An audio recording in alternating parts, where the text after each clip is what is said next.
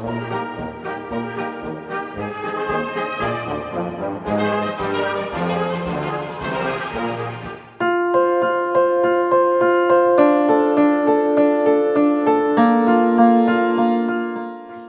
good morning, friends.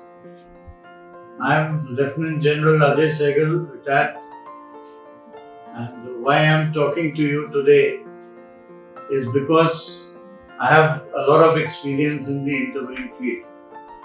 I have been the Commandant of Selection Center Bhopal, that entails also being President of 22 Board, and I have also been the Commandant of 11 SSB Allahabad.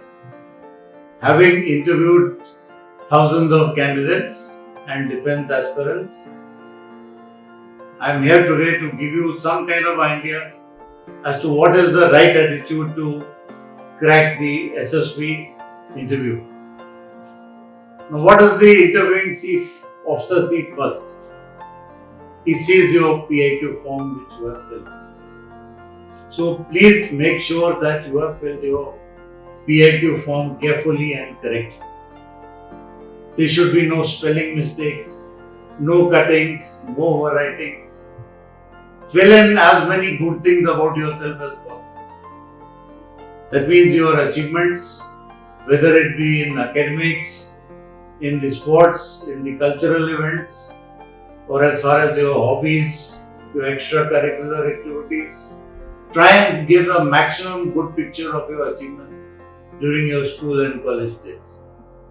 The worst thing is to see a badly filled and blank PIQ form with most of the columns left blank. It gives an image or an impression that the candidate has not done much during their school and college days. So sell yourself, talk about your achievements in the school and college. Now coming on to the interview proper per se. Now when you walk into the room, you will be judged by your military bearing, your turnout, your face expression, your body language. So this should be positive. Dress up well, wear a light color shirt, dark trousers, and for girls minimum makeup. And come inside, wish the interviewing officer politely. Once he asks you to sit down, please sit down in a relaxed way. Don't slouch or don't be uncomfortable. Just keep your hands on your knees and sit comfortably. Now, once the interviewing officer asks you a certain set of questions which he would have planned for you, it is your job to answer them to the best of your knowledge and confident. You will ask certain longish questions. Try and remember the full question and answer it in as much detail as you can. If you miss out something, don't hesitate to politely ask the interviewing officer at the end of the series whether you have missed out something, and then you can cover it at that time. Now, what is the interviewing officer going to decide about? He's going to decide whether this candidate has the officer-like qualities at a sufficient level which merits selection. So therefore, very important for you is to be well read and have a good general awareness. It is very seldom that candidates with poor general awareness get selected. And a candidate who says that he does not read the newspaper is severely damaging himself and his prospects of selection. So therefore, do read a lot.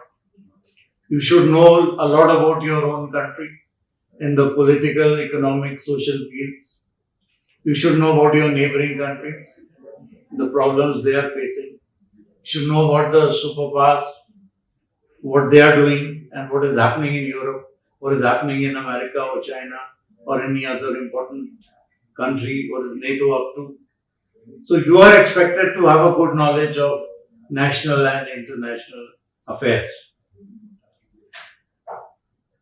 Do not bluff.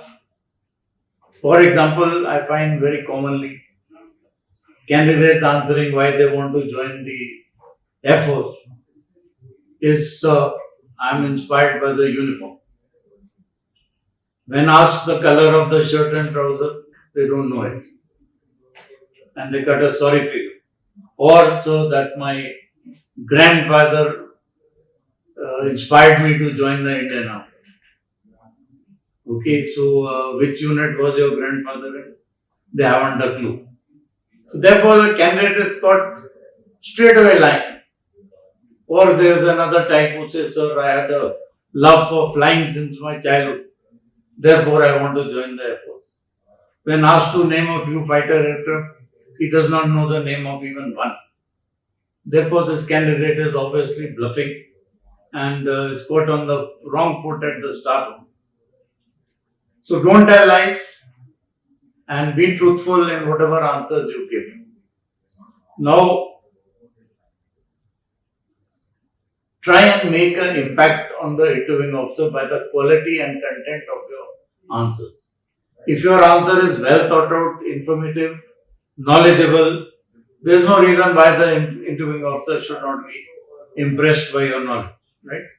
So be to the point and try and cover maximum points about the question which you have been asked.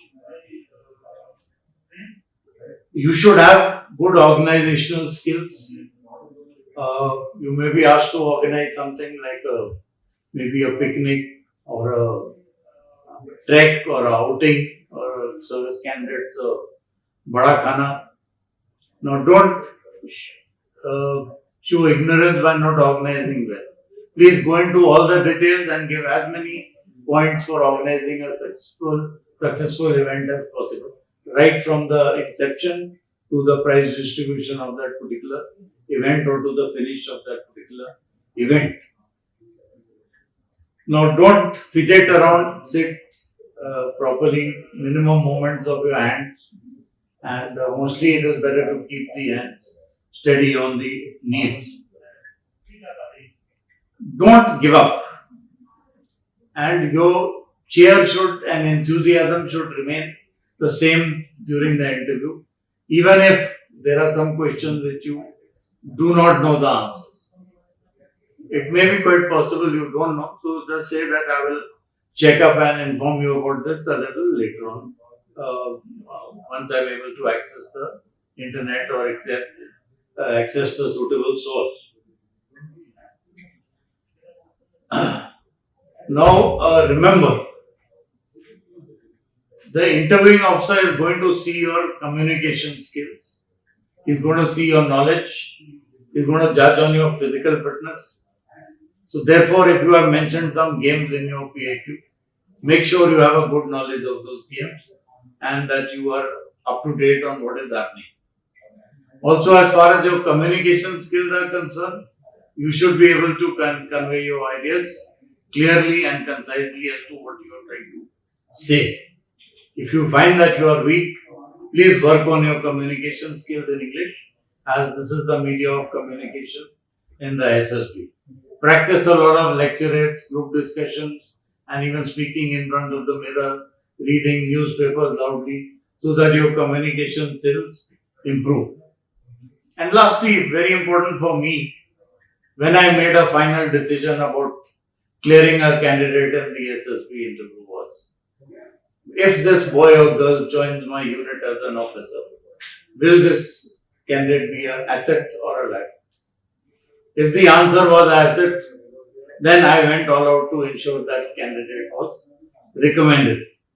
And remember, by virtue of being the commandant of the college and the president of the board, I had a little clout into finding out who made it and who didn't. Of course, the views of other assessors were always respected. But then, if you had made an impact on the interviewing officer, then your chances of recommendation improve that much. So please keep these points in view or in your mind when you prepare. And I'm sure that all of you will do extremely well in the interview. Thank you very much.